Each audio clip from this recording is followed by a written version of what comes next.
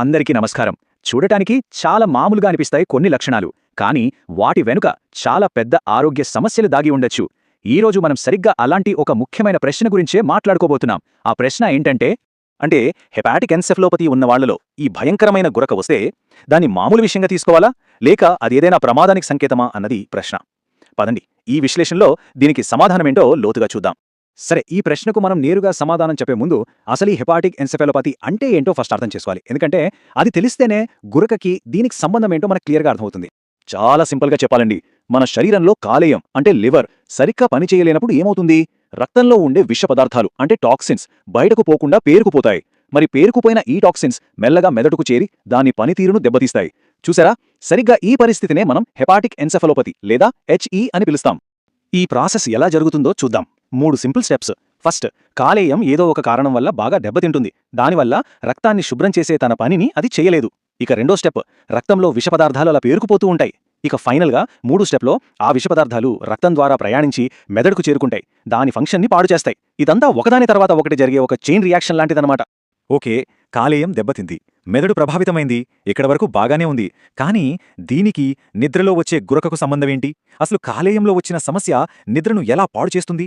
ఆ కాలేయం మెదడు కనెక్షన్ ఏంటో ఇప్పుడు చూద్దాం. ఒక సింపుల్ ఎగ్జాంపుల్ చెప్తాను. మన కాలేయాన్ని మన బాడీలో ఉన్న ఒక వాటర్ ప్యూరిఫికేషన్ ప్లాంట్ అనుకుందాం. దాని పనేంటి? రక్తాన్ని క్లీన్ చేయడం.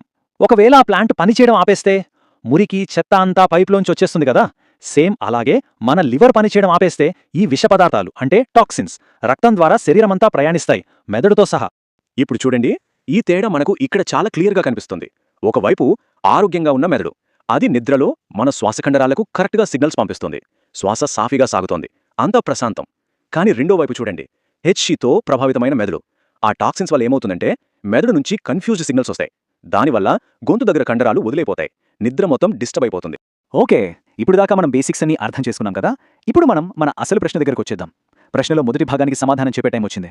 అయితే అసలు పాయింట్ ఏంటంటే, ఈ కాలేయ సమస్య, దానివల్ల మెదడు దెబ్బతినడం, ఇవన్నీ కలిసి భయంకరమైన గురకకు దారితీస్తాయా? ఏమనుకుంటున్నారు? సమాధానం ఒకటే మాటలో అవును, ఖచ్చితంగా. హెపాటిక్ ఎన్సెఫలోపతిలో తీవ్రమైన గురక వస్తుంది. మరి ఎందుకు అలా జరుగుతుంది? దాని వెనుకున్న కారణాలేంటో ఇప్పుడు వివరంగా చూద్దాం. దీనికి కారణం చాలా సింపుల్. మెదడు నుంచి కరెక్ట్ సిగ్నల్స్ రాకపోవటం వల్ల మన గొంతులో శ్వాసనాళంలో ఉండే కండరాలు పట్టు కోల్పోతాయి, వదిలైపోతాయన్నమాట. అప్పుడవి శ్వాస మార్గానికి అడ్డుపడతాయి. ఆ అడ్డంకి వల్లే ఈ గురక శబ్దం వస్తుంది. కొన్నిసార్లు ఇది ఇంకాస్త సీరియస్ అయ్యి అబ్స్ట్రక్టివ్ స్లీప్ యాప్నియా అనే పరిస్థితి కూడా దారితీయొచ్చు. ఇది చాలా ప్రమాదకరం. సరే, గురక వస్తుందని మనకు అర్థమైపోయింది. కానీ ఇక్కడతో అయిపోలేదు. మన ప్రశ్నలో రెండో, ఇంకా చెప్పాలంటే అత్యంత ముఖ్యమైన భాగం మిగిలే ఉంది. అదేంటంటే, ఈ గురక ఒక ప్రమాద సంకేతమా? ఈ వార్నింగ్ని మనం ఎలా తీసుకోవాలి? అవును, అసలు మనల్ని మొదట్నుంచి తొలిచేస్తున్న ప్రశ్న ఇదే కదా. ఈ పెద్ద గురక జస్ట్ ఒక శబ్దమా, లేక దాని వెనుక ఏదైనా పెద్ద ప్రమాదం దాగి ఉందా? దీనికి సమాధానం, ఇది చాలా చాలా సీరియస్గా తీసుకోవాల్సిన విషయం. అవును, ఇది ఒక క్రిటికల్ వార్నింగ్ సైన్ కావచ్చు.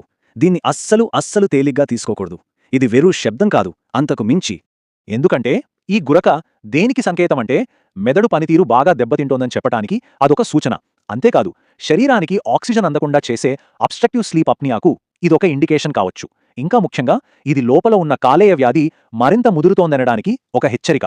అందుకే ఇది కేవలం శబ్దం కాదు, మన శరీరం మనకిస్తున్న ఒక ప్రమాద ఘంటిక. సరే, మరి ఇదంతా విన్న తర్వాత మనం గుర్తుపెట్టుకోవాల్సిన అసలు విషయమేంటి? ఈ మొత్తం విశ్లేషణ నుంచి మనం తీసుకోవాల్సిన కీలకమైన పాయింట్ ఏంటి? చూడండి, మనం గుర్తుంచుకోవాల్సింది ఒక్కటే. హెపాటిక్ ఎన్సెఫలోపతి ఉన్నవాళ్లలో పెద్దగా గురక వస్తోంది అంటే అది జస్ట్ నిద్రలో వచ్చే సౌండ్ కాదు. అది వాళ్ల మెదడు, శ్వాస వ్యవస్థ రెండూ ప్రమాదంలో ఉన్నాయని చెప్పే ఒక బలమైన హెచ్చరిక.